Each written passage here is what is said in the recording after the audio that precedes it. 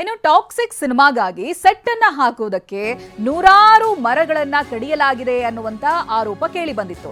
ಇದೀಗ ಈ ಪ್ರಕರಣಕ್ಕೆ ಸಂಬಂಧಪಟ್ಟಂತೆ ವಿವಾದದ ಬಳಿಕ HMT ಮೊದಲ ಪ್ರತಿಕ್ರಿಯೆಯನ್ನ ನೀಡ್ತಾ ಇದೆ. ಮರ ಕಡಿದಿರುವಂತಹ ಜಾಗ ಈಗ ಕೆನರಾ ಬ್ಯಾಂಕ್ ಒಡೆತನದಲ್ಲಿದೆ.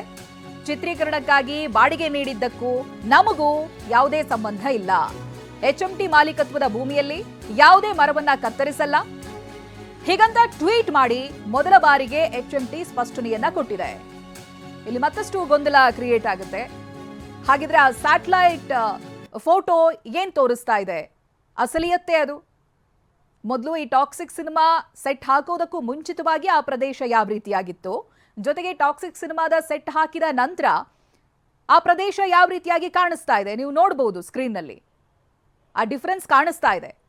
ಆದ್ರೆ ಇದೀಗ HMT ಮೊದಲ ಪ್ರತಿಕ್ರಿಯೆಯನ್ನ ಕೊಟ್ಟು ಮರ ಕಡಿದಿರುವಂತಹ ಜಾಗ ಕೆನರಾ ಬ್ಯಾಂಕ್ ಒಡೆತನದಲ್ಲಿದೆ, ಹಾಗಾಗಿ ಚಿತ್ರೀಕರಣಕ್ಕಾಗಿ ಬಾಡಿಗೆ ನೀಡಿದ್ದಕ್ಕೂ ನಮಗೂ ಯಾವುದೇ ರೀತಿಯಾದಂತಹ ಸಂಬಂಧ ಇಲ್ಲ. ಅದರ ಜೊತೆಗೆ HMT ಮಾಲೀಕತ್ವದ ಭೂಮಿಯಲ್ಲಿ ಯಾವುದೇ ಮರವನ್ನ ಕತ್ತರಿಸಲ್ಲ ಅನ್ನೋದಾಗಿ ಹೇಳಿದ್ದಾರೆ.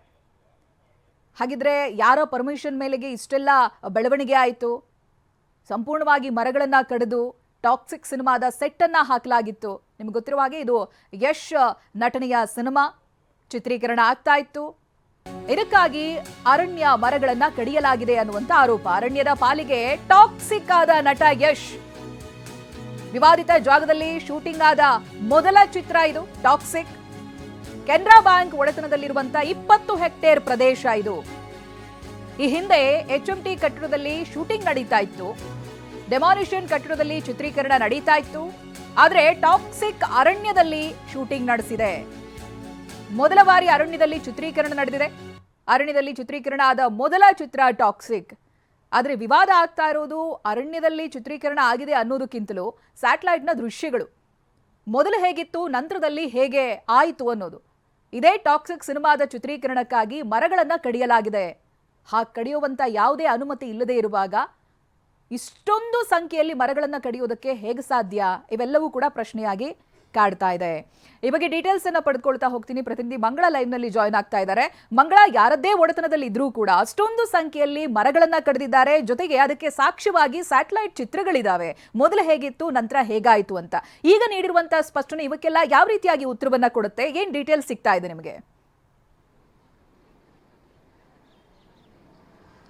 ಟಾಕ್ಸಿಕ್ ಸಿನಿಮಾ ಈಗ ವಿವಾದದ ಕೇಂದ್ರ ಬಿಂದು ಆಗಿರುವಂಥದ್ದು. ಏನಂತ ಅಂದರೆ ಟಾಕ್ಸಿಕ್ ಸಿನಿಮಾ ತಂಡ HMTಯಲ್ಲಿ ದೊಡ್ಡ ಸೆಟ್ ಹಾಕಿ ಚಿತ್ರೀಕರಣವನ್ನು ಮಾಡ್ತಾ ಇದೆ.